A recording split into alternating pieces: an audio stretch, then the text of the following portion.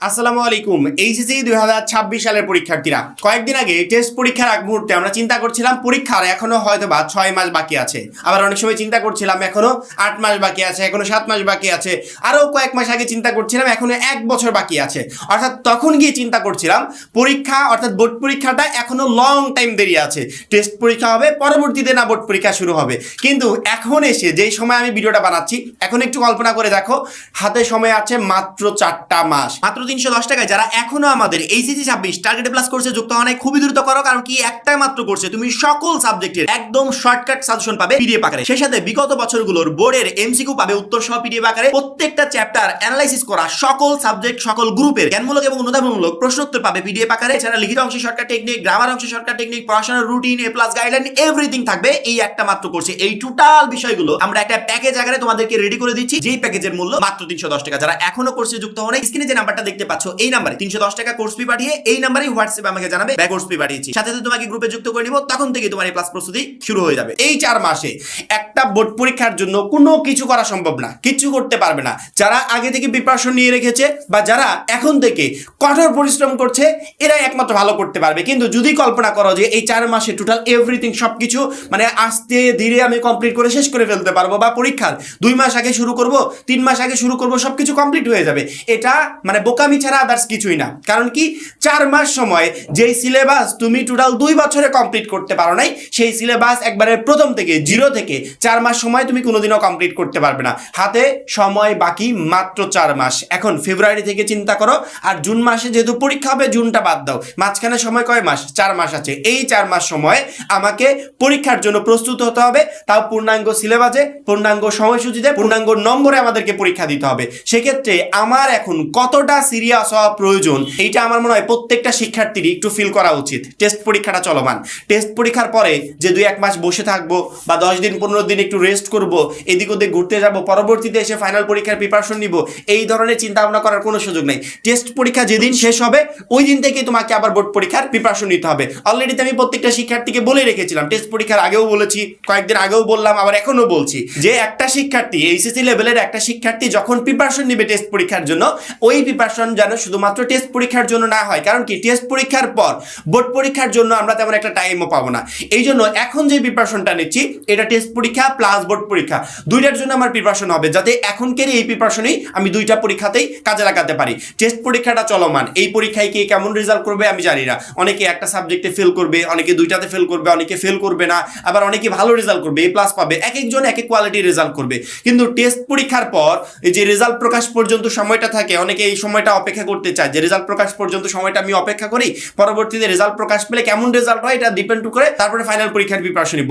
এই ধরনের বোকামিও আপাতত করা যাবে না। আমরা এসএসসি রিসেন্টলি যে এসএসসি পরীক্ষাটা হয়েছে, সেই পরীক্ষার ক্ষেত্রে আমরা দেখলাম যে একটা দুইটা সাবজেক্টে ফেল গেলে অনেক প্রতিষ্ঠান, সকল প্রতিষ্ঠান না, কিছু কিছু প্রতিষ্ঠান কারণ ভেদে ওই সমস্ত শিক্ষার্থীদেরকে পরীক্ষায় অংশগ্রহণের সুযোগ দিচ্ছে। আবার ফর্ম ফিল আপের যে নোটিশটা প্রকাশ পেয়েছে, সেখানে কোনোখানে উল্লেখ করা নাই যে টেস্ট পরীক্ষায় ফেল গেলে শিক্ষার্থীদেরকে বোর্ড পরীক্ষায় অংশগ্রহণ করতে দেওয়া যাবে না। বোর্ড থেকে নির্দেশনা দিয়েছে প্রত্যেকটা প্রতিষ্ঠানকে যে আপনারা এরকম অংশগ্রহণ করতে দিয়েন না।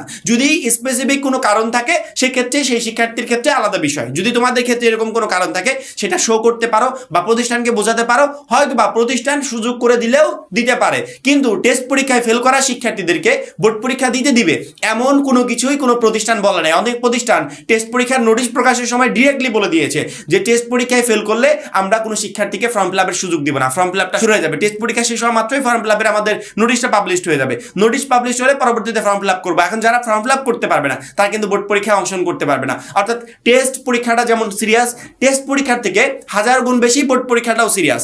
এখন টেস্ট পরীক্ষা শেষ করে একদিনও 1 সেকেন্ডও বসে থাকার মতো কোনো সুযোগ নাই।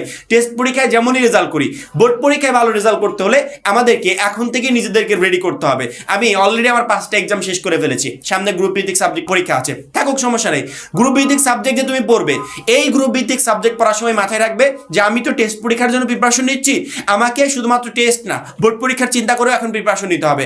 অর্থাৎ আমি জাস্ট এতটুকু বোঝাতে চাচ্ছি যে বোর্ড পরীক্ষার জন্য কয়েকদিন আগে চিন্তা করছিলাম যে এখনো সময় আছে, এই সময় আমি কমপ্লিট করতে পারবো, কিন্তু এখন একেবারে সময় নেই।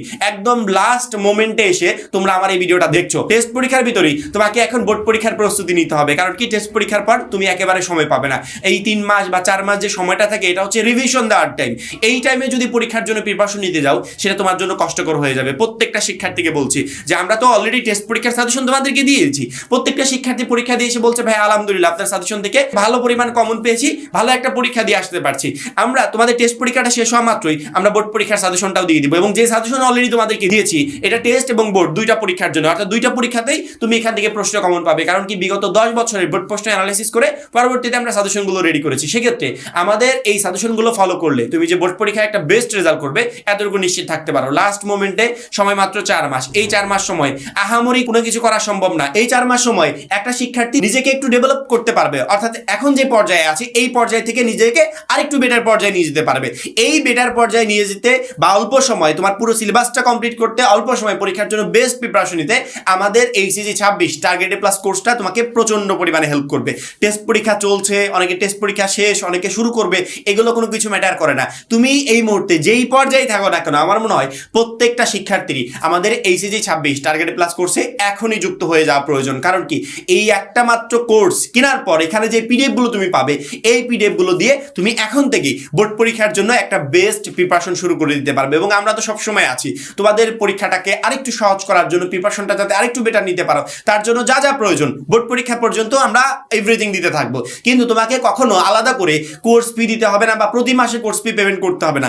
ওই যে 310 টাকা দিয়ে একবার যুক্ত হয়েছো, এই অ্যামাউন্টেই তুমি বোর্ড পরীক্ষা পর্যন্ত আমাদের টোটাল সার্ভিসগুলো গ্রহণ করতে পারবে। অর্থাৎ বোর্ড পরীক্ষা পর্যন্ত আমরা তোমাদের টেক কেয়ার করবো। আমার মনে হয় না যে আমাদের কোর্সে যুক্ত হওয়ার পর একটা শিক্ষার্থীকে আপাতত এই বিষয়গুলো নিয়ে টেনশন করতে হবে। টেনশন আমাদের, জাস্ট আমরা গাইডলাইন দিব, আমরা তোমাদের পড়া দিব, আমরা তোমাদের পিডিএফ দিব, এগুলো অনুযায়ী তোমাদেরকে স্টাডি করতে হবে। ইনশাল্লাহ তুমি এইচএসসি 26 পরীক্ষায় অল্প সময় বেস্ট একটা প্রিপারেশন নিতে পারবে এবং ভালো একটা রেজাল্টও করতে পারবে। ভিডিওটা শেষ করার আগে আবারও বলছি, মাথায় রেখো সময় বাকি মাত্র 4 মাস। এই 4 মাস সময় আহামরি অতিরিক্ত কোনো কিছু করা সম্ভব না, কিন্তু আমরা যদি কঠোর পরিশ্রম করতে রাজি হই বা কঠোর পরিশ্রম করতে পারি সেক্ষেত্রে অবশ্যই ভালো কিছু করতে পারবো বোর্ড পরীক্ষাতে। আশা করি প্রত্যেকটা শিক্ষার্থী বুঝতে পেরেছো।